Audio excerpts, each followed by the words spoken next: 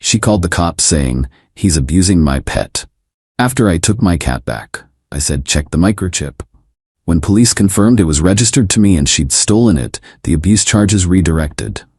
I, 31 male, am sitting here with my cat Mochi purring on my lap, still kinda shaking from what just went down. Cops left my place about an hour ago.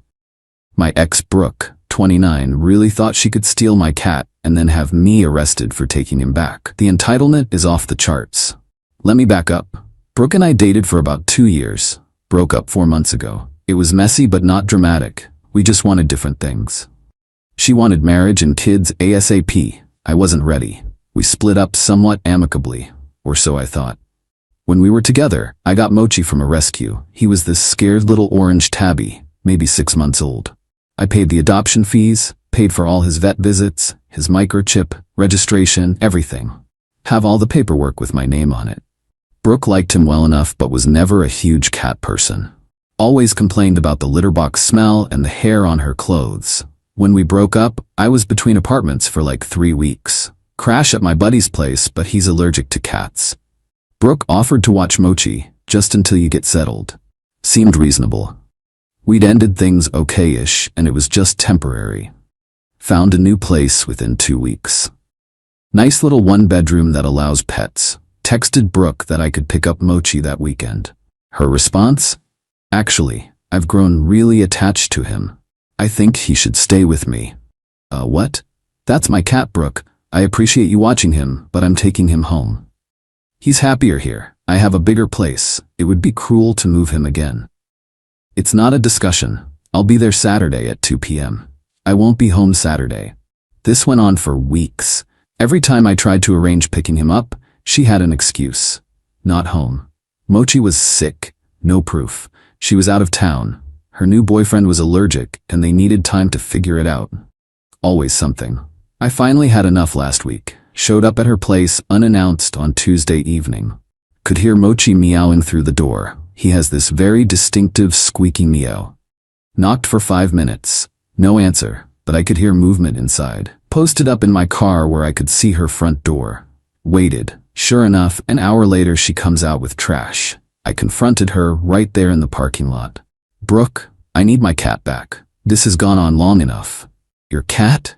"I've been taking care of him for months. I buy his food, his litter, everything. He's mine now. You've been watching him for a few weeks. I paid for everything for 2 years. He's microchipped and registered to me."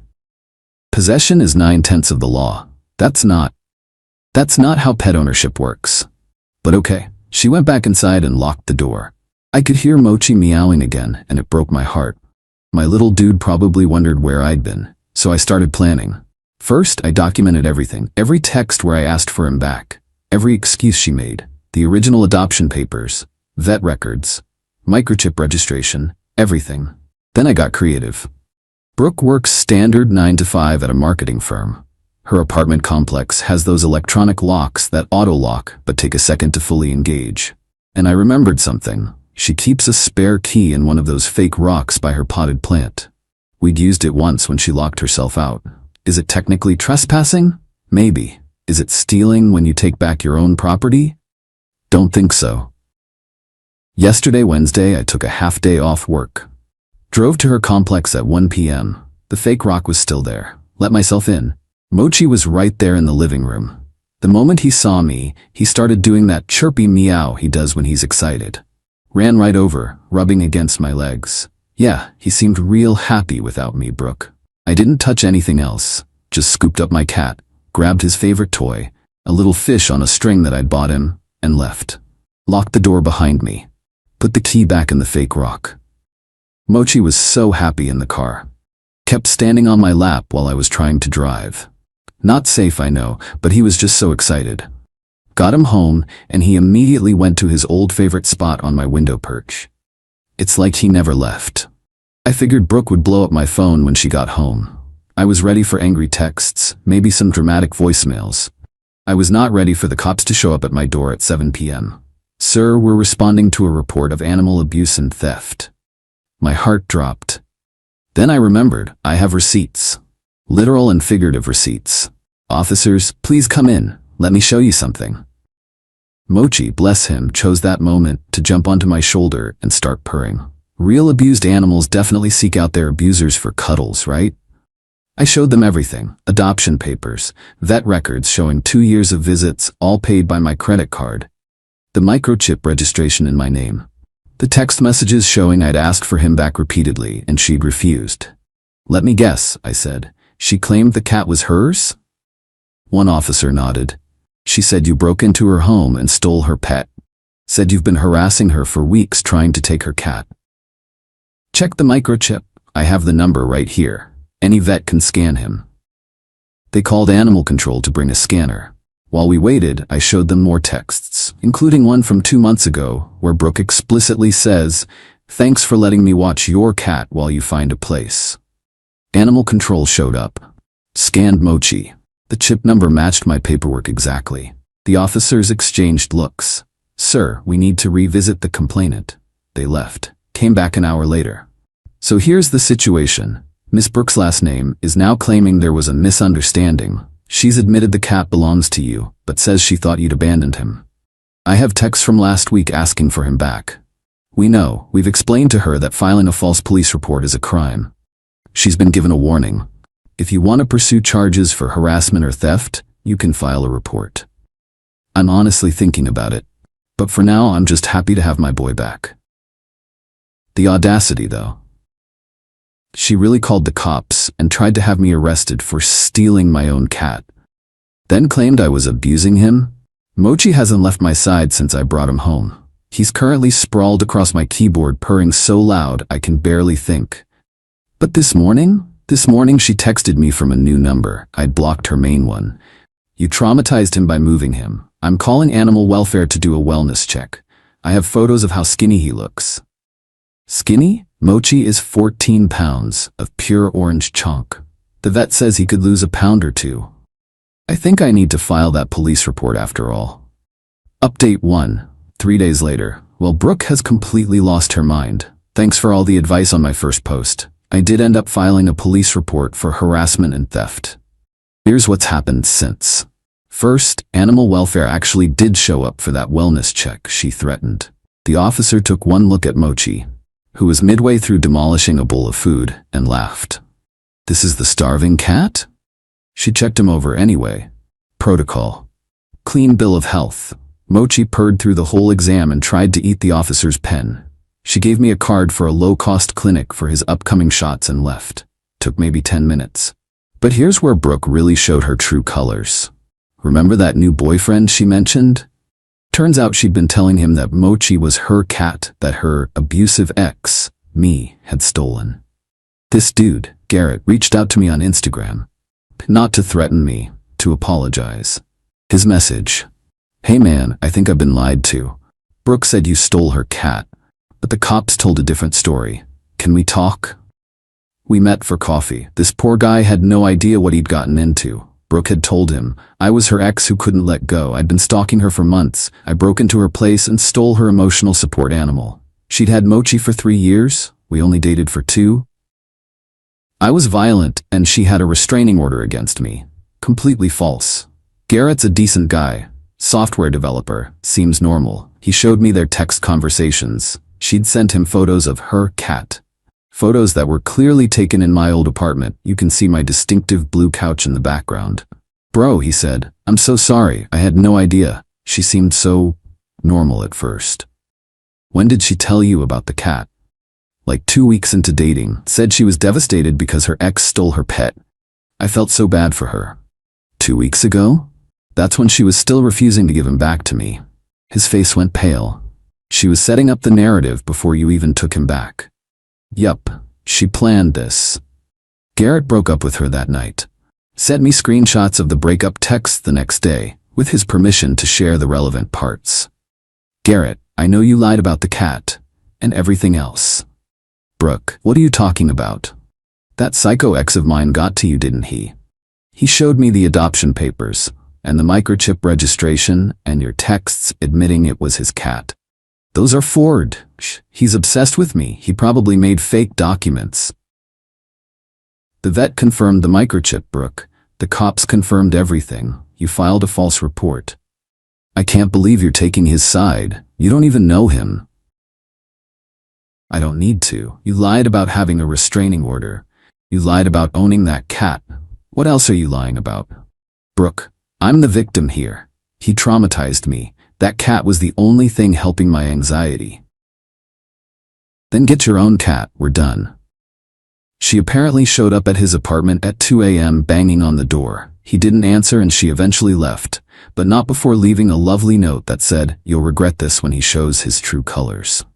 My dude, the only colors I'm showing are the orange ones from all the cat hair on my clothes. But then, Thursday morning, I'm at work when I get a call from my apartment complex office. "Mr. My name? We've received a complaint about unauthorized pets in your unit." My heart sank. I have a cat. He's on my lease. I paid the pet deposit. "Yes, we see that, but the complaint says you have multiple cats and they're disturbing other residents." "I have one cat." One orange tabby named Mochi. The complaint mentioned loud noises at night, strong odors, and at least 4 cats. 4 cats? I can barely handle one.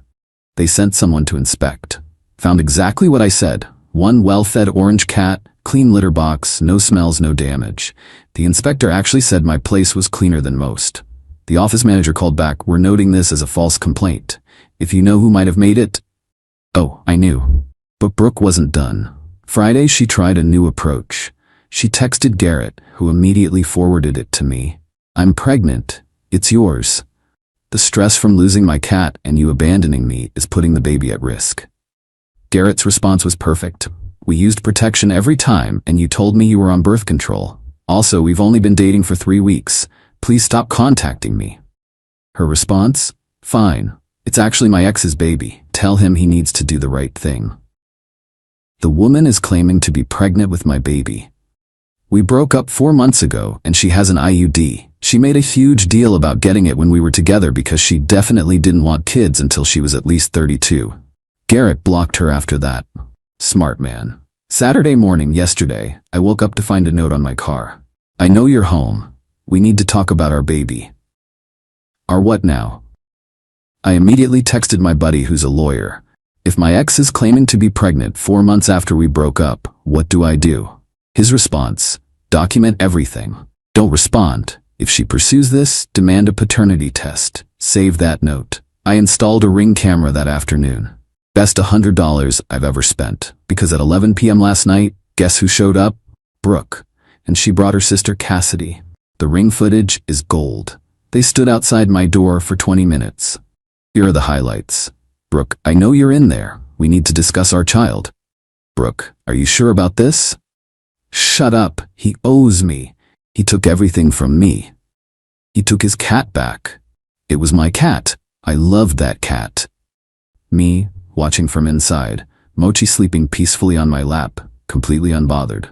Brooke, getting louder. "I'll tell everyone you abandoned your pregnant ex, your family, your work. You're not actually pregnant though. He doesn't know that." She admitted it. On camera. Her own sister just confirmed she's lying about being pregnant. They eventually left when my neighbor came out and threatened to call the cops. This morning I woke up to 14 Instagram DMs from accounts I don't recognize, all some variation of, "How could you abandon your pregnant ex, you monster?" She really made fake accounts to harass me about a fake pregnancy. I'm taking all of this to the police station on Monday. The false welfare check, the false complaint to my apartment, the harassment, the pregnancy lie, the video of her admitting to lying. This has gone from entitled ex won't give my cat back to unhinged ex inventing pregnancies for attention. And Mochi? He's living his best life, completely oblivious to the drama, currently attacking a cardboard box like it owes him money. We'll update after I talk to the cops again. Something tells me this isn't over. Final update. Alright, Reddit, last update because Brooke is officially out of my life and facing some serious consequences. So I went to the police with everything. The Ring footage of her admitting the pregnancy was fake, the false complaints, the harassment. All of it. The officer who took my report actually said, "This is one of the most clear-cut harassment cases I've seen." They issued a warrant for her arrest on filing a false police report, the original stolen cat claim, harassment, criminal mischief. She turned herself in 2 days later with a lawyer. got released on bail with a no-contact order. Guess she finally realized this was serious. But before the arrest, she made one more spectacular mistake. Remember how I mentioned she works at a marketing firm? Well, she decided to email my company's HR department from her work email. During work hours, the email was unhinged, claimed I was a dangerous individual who stole from her, abandoned her while pregnant, still running with that lie, had a history of violence against women, was stalking her at her workplace. I haven't been within a mile of her office. She demanded they fire me for the safety of your female employees. My HR director, Rita, called me in looking deeply confused. Drew, we received a very concerning email about you, but it doesn't match anything we know about you. Also, it's from a competitor's company email. I explained the situation, showed her the police reports, the ring footage, the text messages. Rita's expression went from concerned to angry to utterly flabbergasted. She's claiming you abandoned her while pregnant, but also admits on camera that she's not pregnant? Yep. And she sent this from her work email? With her company signature? Sure did. Rita leaned back. Drew, I need to make some calls. Can you send me all that documentation? Here's where it gets beautiful. Turns out Rita knows someone at Brooke's company. They're in the same professional network. Rita called her contact and gave them a heads up about the email, saying something like, I think one of your employees might be having a personal crisis and using company resources inappropriately. Brooke's company has very strict policies about using work email for personal matters, especially for harassment, especially for making false allegations, especially when it could open them up to liability. They investigated, found not just the email to my company, but dozens of emails she'd sent from her work account, to my apartment complex, to animal welfare, to 3 of my coworkers she'd found on LinkedIn, to my mother, she found her on Facebook somehow. All sent during work hours, all completely unhinged, all potentially opening her company to lawsuits. She was fired immediately, for cause. No severance, no unemployment benefits. But wait, there's more. Remember Garrett? The ex-boyfriend? He's been keeping me updated. Apparently Brooke went nuclear after losing her job, created a GoFundMe claiming she was a victim of workplace discrimination after reporting an abuser. She raised $0. $0. Even included a sob story about losing her cat and being pregnant. Comments were brutal. Isn't this the girl from TikTok who lied about owning a cat? Ma'am, your ex posted the receipts. The cat was never yours. Pregnancy after 4 months broken up? Math ain't mathing. Yeah, somehow the ring footage made it to TikTok. Not from me. I think Cassidy, her sister, posted it. The video has 2.8 million views. Comments are savage. Brooke's been memed. There's a whole trend of people saying, it was my cat about random things. The criminal case moved forward. Her lawyer negotiated a plea deal, guilty plea to misdemeanor filing a false report, 12 months probation, 100 hours community service, $500 fine plus court costs, mental health evaluation and treatment, no contact order made permanent. She took the deal to avoid jail time. But the best part? The absolute best part? Last week I get a text from Cassidy, Brooke's sister. Hey, I know this is weird, but I wanted to apologize for my sister. And also, she got a cat. She went to the same shelter you got Mochi from and adopted a cat that looks just like him. She's been calling it Mochi. I'm genuinely concerned. She sent me a photo. It's an orange tabby that looks similar to my boy, but clearly not the same cat. Different face shape, different markings. But Brooke's Instagram, which Cassidy still follows, is full of posts about reuniting with her cat Mochi and healing from trauma, and sometimes the universe gives you a second chance. This woman really went and got a replacement cat and is pretending it's the same one. The shelter confirmed, Cassidy checked, that Brooke told them a sob story about losing her cat in a bad breakup and needing an emotional support animal. They had no idea about the real story. So where are we now? Brooke is on probation, unemployed, and internet famous for all the wrong reasons. She's in court-ordered therapy. Thank God. She has a restraining order against her. She's living with her parents and working part-time at a craft store. She has a cat that she pretends is my cat. And me? Still have my job with a very understanding HR department. Have my actual cat Mochi, who remains blissfully unaware of his internet fame. Invested in a good security system, started dating someone new, met at a cat cafe actually. Considering writing a movie script because you can't make this up. The new girlfriend thinks the whole story is hilarious. She met Mochi last week and said, "So this is the cat that launched 1,000 memes?" He responded by stealing her hair tie. Cassidy still texts me updates occasionally. Apparently, Brooke tells people I cloned her cat, and that's why I have one that looks like hers. The mental gymnastics are Olympic level. But honestly, I'm done. She's got her knockoff Mochi, her probation officer, and her TikTok infamy.